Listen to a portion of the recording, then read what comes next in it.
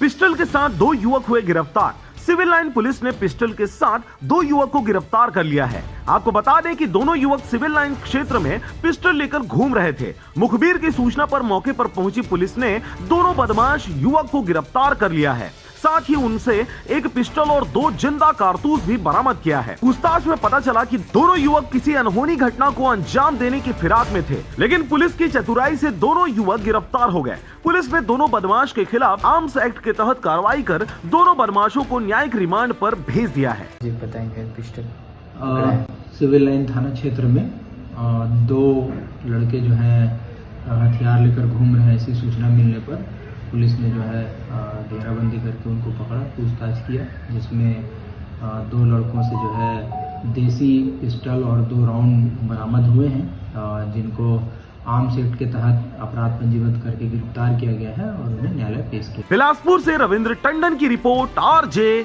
रमझाझर।